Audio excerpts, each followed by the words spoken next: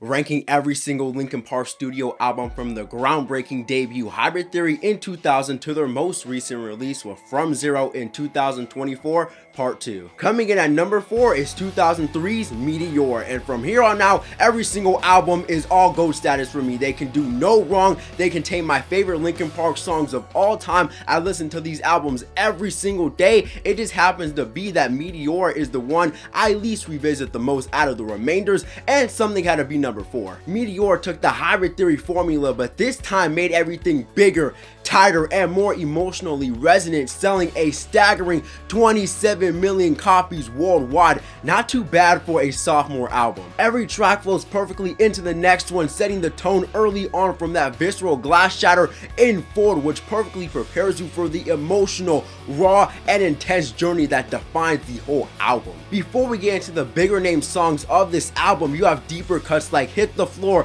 Figure.09, and Easier to Run, which are extremely compelling and could have been singles themselves. Breaking the Habit, one of the band's most groundbreaking singles ever released, boldly deviates from their signature heavy guitars and notably features no screaming whatsoever, powerfully showcasing Chester's incredible vocal range and profound emotional depth, proving unequivocally that Linkin Park could captivate and devastate without relying on strictly raw aggression. It's a beautiful yet hauntingly dark, emotional song about the arduous journey of breaking free from destructive cycles. Without a doubt, it still stands as one of the band's most powerful and resonant compositions to date. Faint is a masterclass in dynamic contrast, featuring prominent strings and a pure adrenaline shot to the soul. From Mike Shinoda's blistering rapid-fire verses into Chester's explosive, soaring screams, a torrent of unbridled rage felt. It is amazing and has everything you would like